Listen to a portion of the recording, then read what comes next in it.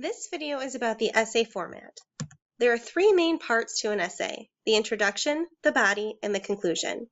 We will look at each part in more detail in this video, so for now, let's start with the introduction. Your introduction serves a very specific purpose within your essay. It announces your topic, and it also announces your approach to the topic. This is similar to a topic sentence in a paragraph. If you recall, a topic sentence contains your topic and your controlling idea, what specifically about that topic you want to say. Well, your main point in an essay has a very similar approach. You have a topic and then your approach to that topic, what exactly you want to say about the topic throughout your entire essay. A good introduction will have three parts. First, it will get the reader's attention. Second, it will connect the reader to your topic. And then finally, it will state your main point. In essay writing, we call your main point a thesis. So let's talk about attention getters. It can be tricky to come up with a way to really get your audience hooked so that your reader wants to keep on reading your essay. I'm going to give you some examples of attention getters, and I'm going to use them for a hypothetical essay I'm writing about kidnapping. That's my topic. And my approach to my topic is I'm specifically focusing in on kids who get kidnapped in a public place when their parents have just turned around and aren't looking. So one way you can use an attention getter is to ask a thought-provoking question. This can't just be a simple yes or no question. It has to get your reader thinking. So here's an example of a thought-provoking question for my hypothetical kidnapping essay. What would you do if you woke up and your child was missing? This immediately gets your reader thinking about being a parent, thinking about their children, thinking about if their kids went missing, and so they're already starting to think about your topic, and they may be interested to read more to see if this essay is going to tell them how to prevent such a thing from happening. Another type of attention getter is an anecdote. An anecdote is a brief story that is relevant to your topic. So in my hypothetical kidnapping essay, I might choose to share this anecdote. When I was a teenager, I worked at a local TJ Maxx discount department store, and the bathroom and the break room were towards the back of the store. So one day, I was going on my break, and I'm heading to the back of the store, and in this aisle, I see a baby in a shopping cart, all by itself. So I immediately look around and notice that the parent doesn't seem to be anywhere in the immediate vicinity. I go through the aisles around the shopping cart, a couple aisles in each direction, and I still don't see the parent. So I stop and I wait at the shopping cart for the parent to return. After about 10 minutes, the parent finally comes back to the shopping cart and then starts yelling at me for being too close to the baby. I felt that I was doing the shopper a great service by watching their baby to make sure that the baby didn't get kidnapped while the parent was busy shopping far enough away from the store that she didn't even notice I was standing by the shopping cart with her baby for 10 minutes. Another type of attention getter is to give interesting and relevant background information. The key words here are interesting and relevant. So in my hypothetical kidnapping essay, I might begin with this.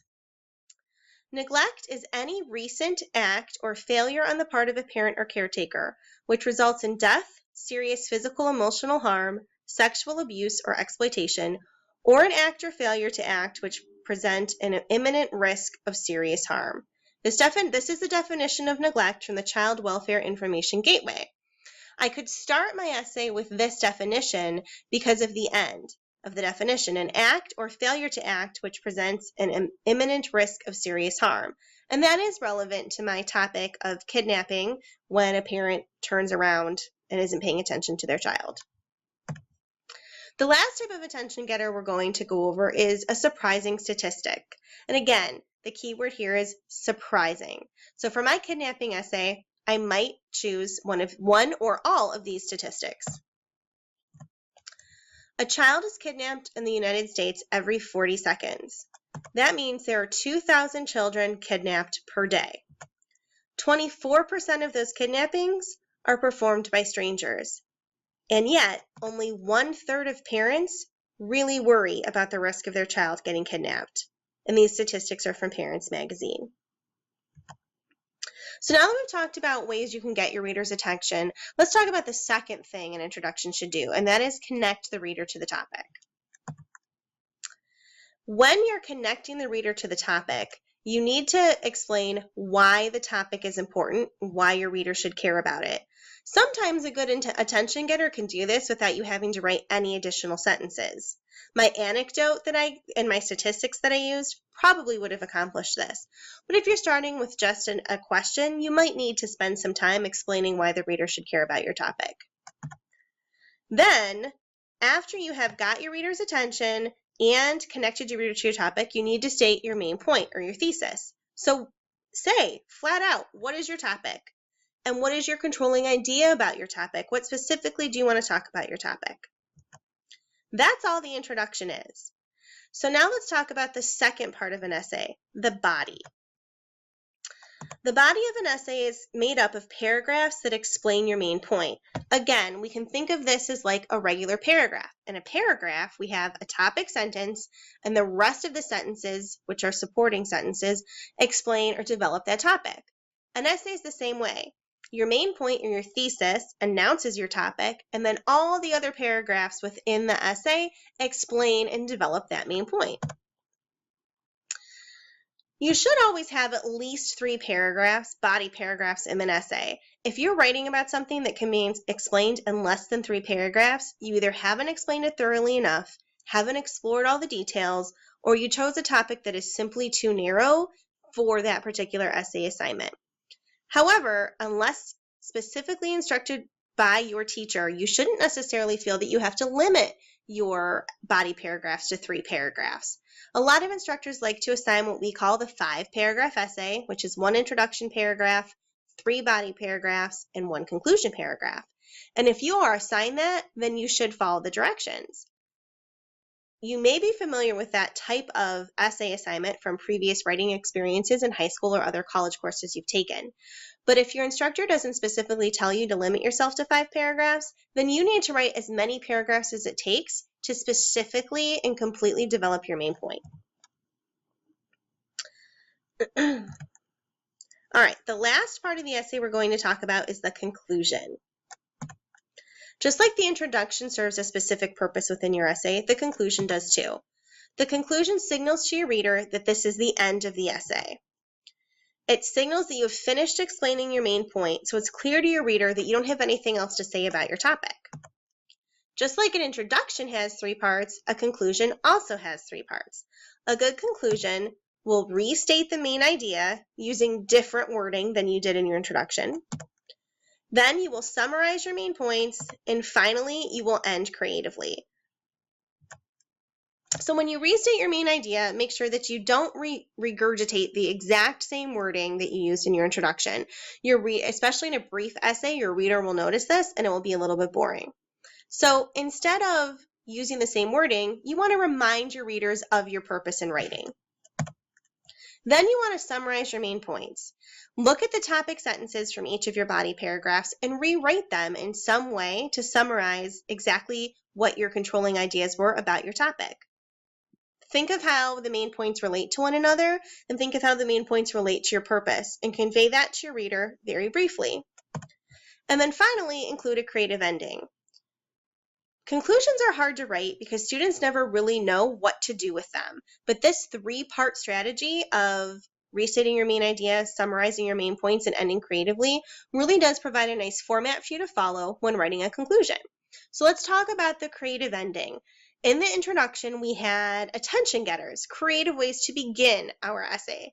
In our conclusion, we have creative ways to end our essay. And I'm going to give you some examples of different things that you can do.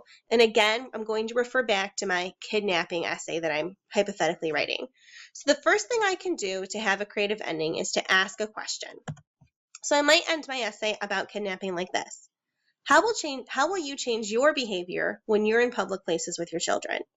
Okay, again, this isn't a yes or no question. It's something designed to get the reader thinking, but it basically asks the reader, after everything I've just told you about kidnapping in this essay, now what are you going to do about it? You can also offer a suggestion. So I might say at the end of my essay about kidnapping, child leashes and hand-holding can be effective kidnapping deterrents, but the best thing you can do is teach your child about strangers. Another way to have a creative ending is to make an observation. Here's an example. With 1/4 of all kidnappings involving a stranger, it's a good thing that stranger awareness is part of early childhood curriculum. Another way I can end my essay creatively is to use a quotation. Just like anytime you write, if you're using somebody else's words, you do need to give them credit. So I might use this quote. John Walsh said, "The abduction of a child is a tragedy." There are many other ways you can end an essay, but the point is that you should avoid, "and that's why." So I wouldn't want to end my essay about kidnapping with, "and that's why it's important to pay attention when you're out in public with your children." That's not very exciting, it's not boring, and it's certainly not giving any quality to my essay. Choosing any other way to end your essay, whether it's one of the 4 ideas I gave you or an idea you come up with on your own, will be creative, will signal that you're finished with the writing, and will give your reader something memorable as they are reading the end of your essay, so that way they remember what your essay was about. So in conclusion, there are 3 parts to the essay: the introduction, the body, and the conclusion. The introduction will get your reader's attention, connect your reader to the topic, and state your main idea. The body is made up of at least 3 paragraphs that develop and further explain your main idea, and then your conclusion restates your main point, summarizes your main ideas, and ends creatively.